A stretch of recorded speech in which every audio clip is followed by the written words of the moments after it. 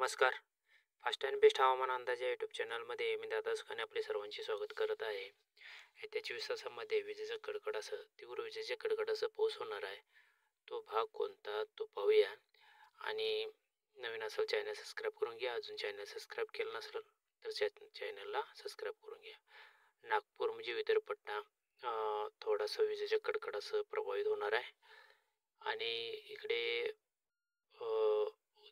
जळगाव, नाशिक आणि मालेगाव ह्या भागातून नांदेड, सोलापूरपर्यंत विजेचा कडकडाट असणार आहे.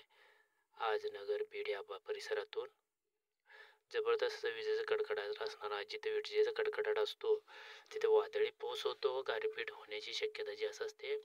छत्रपती संभाजीनगर, नाशिक ते अहमदनगर पट्टा, पुणे, बीड या परिसरात, नांदेडचा पट्टा, लोणार या भागात विजेचा कडकडासह पाऊस, वादळी पाऊस व्हायची शक्यता आहे. कलबुर्गी, विजापूर याला हलकीची विजेचा कडकडाट आहे. एकंदरीत हे आजचा झाला. पण आता उद्याच्या भागामध्ये तर सांगली, गोकाक ह्या भागातून प्रचंड अशी विजेचा कडकडाट होणार आहे. कोल्हापूर साईडला, पुणे, नाशिक, अहमदनगर ह्या भागातून सुद्धा विजेचा कडकडाट आहे. सर्वत्रच विजेचा कडकडाट असणार आहे. परंतु ह्या भागातून जास्ती करून लाल दाखवत आहे. ह्या भागात तीव्र असे विजेचा कडकडाट असतो आणि विजा पडण्याची शक्यता असते, गारपीट होण्याची शक्यता असते.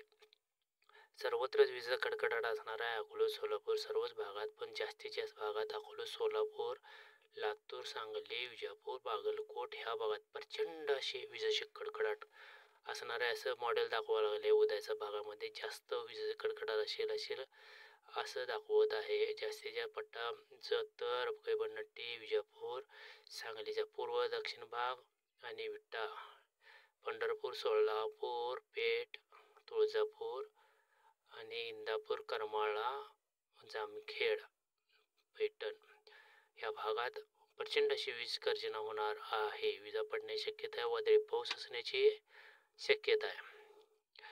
एकंदरीत यवतमाळ पण तो प्रभावित थोडासा ठरणार आहे. आणि लातूर, उदगीर, तुळजापूरचं काही तुळजापूर परिसर, सोलापूर परिसरात सुद्धा प्रचंड अशी विजेची गर्जना, कडकडाट असणार आहे. पण जिथं विजेचा कडकडाट जोरदार असतो तिथं पावसाची शक्यता थोडीशी कमी असते. पाऊस कमी असतो थोडासा, पण वादळी पाऊस जास्त असतो. उद्या आज 24 तासामध्ये बघायला गेलं तर नंदुरबार, मालेगाव, नाशिक, छत्रपती संभाजीनगर, अहमदनगर, पुणे, अकोला, सातारा, रत्नागिरी, सांगलीचा काही भाग, उत्तरेकडचा भाग पाऊस असणार आहे जास्ती करून. बीडचा परिसरात सुद्धा पावसाची शक्यता चांगली आहे. आणि सांगलीच्या उत्तर भागातून पावसाची शक्यता सोलापूरपर्यंत चांगली वाटते. मालेगाव, छत्रपती संभाजीनगर आणि छत्रपती संभाजीनगर, मालेगाव आणि बीड ह्या पट्ट्यात पावसाचा जोर, नगर परिसर, अहमदनगर परिसरात पावसाचा जोर जास्त असणार आहे.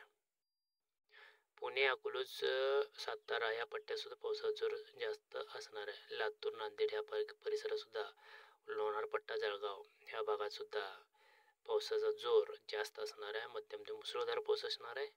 लोणार, पुसद, आदिलाबाद, अकोला, अमरावती ह्या भागात सुद्धा, चंद्रपूर काहींचा परिसर, नागपूर ह्या पट्ट्यात सुद्धा पावसाचा जोर आज रात्रीतून किंवा दिवसा, आज आणि रात्रीतून पावसाचा जोर अधिक असणार आहे.